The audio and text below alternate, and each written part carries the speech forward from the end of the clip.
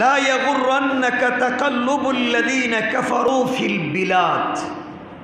অন্য বিষয়, নগরীতে কাফেরদের চালচলন দেখে তোমরা ধোঁকা খাইও না।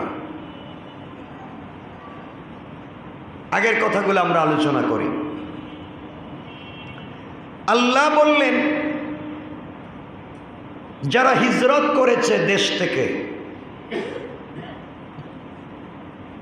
হিজরত কেউ সাদে করে না। যারা পেটের টানে চাকরির সুবাদে বিদেশে যায়, সেটা হিজরত নয়। দ্বীনের কাজের জন্যে যে দেশ ছেড়ে চলে যায় হিজরত করে, এক নাম্বার সে, দুই নাম্বার যাকে দেশ থেকে তাড়িয়ে দেওয়া হয়, তিন নাম্বার ওই ব্যক্তি যেই দেশে লড়াই করে চলে আমরণ ইসলামের পথে এবং মরে যায়। আল্লাহ রব্বুল ইজ্জত ওয়াল জালাল বলেছেন, ওই ব্যক্তিদের উপরে যত কিছুই আসুক না কেন, সব কিছু আমি আল্লাহ আমার নিজ কুদরতের জিম্মাদারিতে তাদের পক্ষ থেকে আমি দূর করে দেব। এখান থেকে আল্লাহ বোঝাতে চাইলেন, যদি হিজরত করতে হয় হিজরত করো, দেশ ছেড়ে যদি যেতে হয় দেশ ছেড়ে চলে যাও, থাকতে যদি হয় আমরণ লড়াই করো, মরে যাও। এরপরেও কালিমা ছেড়ে দিও না, এরপরেও ইসলাম ছেড়ে দিও না, এরপরেও তাওহীদ এবং রিসালাত ছেড়ে দিও না, এরপরেও তোমরা সত্য কথা বলা বন্ধ করে দিও না। যারা তোমাদের জবান বন্ধ করে দিতে চায়, যারা তোমাদেরকে দেশ থেকে বিতাড়িত করতে চায়, যারা তোমাদেরকে মেরে ফেলতে চায়, প্রয়োজনে তোমরা হিজরত করো, এরপরেও তাওহীদ এবং রিসালাতের উপরে থাকো। কেউ যদি তোমাদের পাশে না থাকে, থাকবেন কে? আল্লাহ। সুতরাং এত কিছু করতে গেলে আমাদের ঈমান স্টিল হওয়া লাগবে। দ্বীনের পথে চললে বাধা আসবেই, দ্বীনের পথে চললে বিপত্তি আসবেই। এটা হচ্ছে এতটুকুন আয়াতের মৌলিক আলোচনা। এরপরে আয়াতে আল্লাহ বললেন, নগরীতে কাফেরদের চাল চলন দেখে তোমরা ধোঁকা খাইও না। তাদের চাল চলন যেন তোমাদেরকে ধোঁকা দিতে না পারে।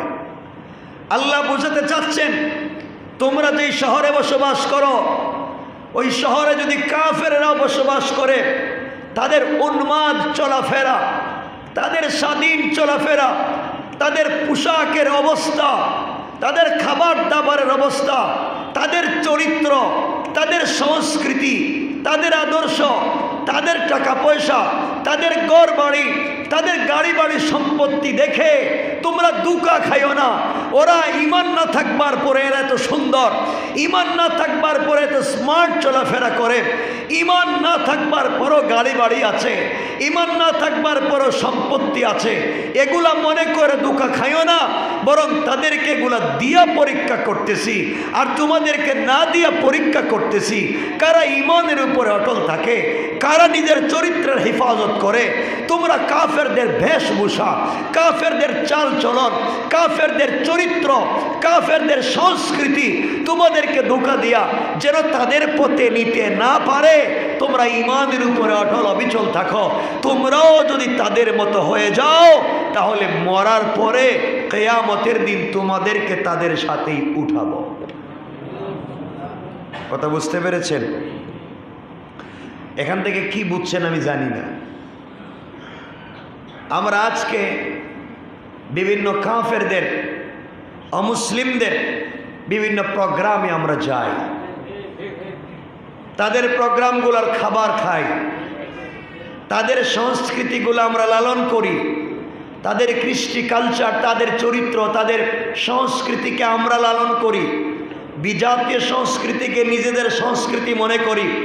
আল্লাহ বলছেন, তোমরা ধোঁকা খাচ্ছ, কাফেরেরা তোমাদেরকে ধোঁকা দিচ্ছে বিভিন্ন নামে, বিভিন্ন মোড়কে, বিভিন্ন সিস্টেমে, আপডেট লাইনে তোমাদেরকে ওয়াজ নসিহত করে ভুল বুঝাচ্ছে, ভুল পথে নিয়ে যাচ্ছে, সহাবস্থানের নাম করে তাদের সংস্কৃতি তোমাদের গালে চাপিয়ে দিচ্ছে, তোমাদেরকে দিন থেকে মুছে দিচ্ছে। মনে রাখো, তোমরা এরপরেও অটল থাকো, আর যদি বিভ্রান্ত হয়ে যাও তাদের সঙ্গে জাহান্নামে যাওয়া লাগবে। কথা কি বুঝাইতে পারলাম? বুঝতে পেরেছেন? আচ্ছা, এখন বলেন, যে যে নগরীতে থাকি, এই নগরীতে ভিন্ন ধর্মের লোকের চলাফেরা আসেনি? তাদের উন্মাদ চলাফেরা, তাদের ড্রাগ ড্রিঙ্ক এগুলা ইউজ করা দেখে, তাদের পোশাক আশাক দেখে আপনি যদি মনে করেন আমিও এমন চলি, চলতে পারবেন। রাসূল পাক সাল্লাল্লাহু আলাইহি ওয়াসাল্লাম বলেছেন, যার সাথে যার মহাব্বত তার সাথে তার, ঠিক আছে তো? মনে রাখবেন।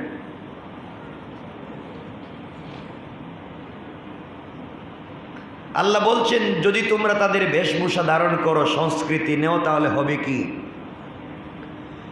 আল্লাহ এর পরের শব্দে বললেন, এর পরের শব্দে আল্লাহ আরো কঠিন করে বললেন, মাতাউন কালিল সুম্মা মাওয়াহুম জাহান্নাম ওয়া বিসাল মিহাদ। আল্লাহ বলছেন, এটা হলো সামান্য ফায়দা।